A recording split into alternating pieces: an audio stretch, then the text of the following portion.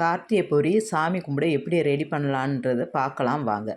இந்த பொரி வந்துட்டு நம்ம சலிச்சு சுத்தம் பண்ணணுங்க. மற்ற பொரியெல்லாம் வந்துட்டு நம்மளுக்கு சுத்தம் பண்ணி தான் வரும். இது வந்து நம்ம அவுள் வாங்கி கொடுத்து உடனே பொரித்து நம்ம வாங்கிட்டு வந்துடுறோம். அதனால இந்த பொரியில் வந்து மண் இருக்கும். அது வந்துட்டு நல்லா நம்ம சலித்து ரெடி பண்ணி நான் வச்சுட்டேன். அதுக்கு வந்து தேவையான பொட்டுக்கடலை, கடலை, சின்னதாக அரிஞ்ச தேங்காய், எள்ளு, இது 4மேவும் வந்துட்டு நம்ம இந்த பொரி கூட சேர்க்கணுங்க. வெல்லத்தை வந்துட்டு 1/2 கிலோ வெல்லம். வெல்லம் வந்து 1/2 கிலோ வெல்லத்துக்கு வந்து 1/2 கிளாஸ் தண்ணி ஊற்றி பாவு காய்ச்சிக்கணும். அந்த பாவையும் நம்ம எடுக்கணுங்க. ஏன்னா நிறைய மண் இருக்கும். இப்போ வடிகட்டுறதுக்கு தான் இதை நான் காய்ச்சிக்கிட்டுருக்கேன். நான் வந்து எப்பயுமே 1/2 கிலோ பொரிக்கு 1/2 கிலோ வெல்லம் தான் சேர்ப்பேன். ஏன்னா நம்ம வீட்டில் வந்து இனிப்பு கரெக்டான அளவு தான் சாப்பிடுவாங்க. இப்போ கொஞ்சம் ஜாஸ்தி இனிப்பு சாப்பிட்றவங்க வந்துட்டு இன்னும் கொஞ்சம் ஜாஸ்தி வெல்லம் சேர்த்துக்கோங்க.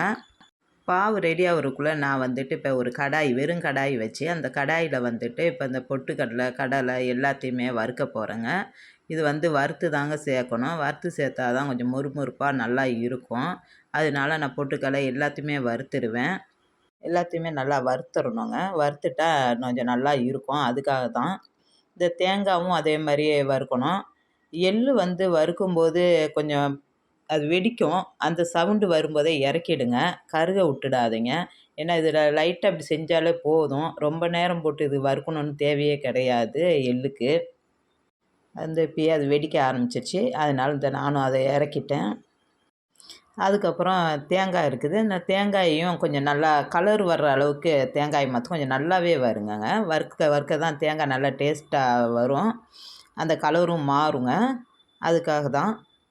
பாவு ரெடி ஆகிடுச்சு. நம்ம இதை வடிகட்டுறதுக்கு வேறு கடாயில் மாற்றிட்டோம். இந்த கடாயில் மாற்றி இது வந்து நல்லா கொஞ்சம் கொதிக்கணுங்க.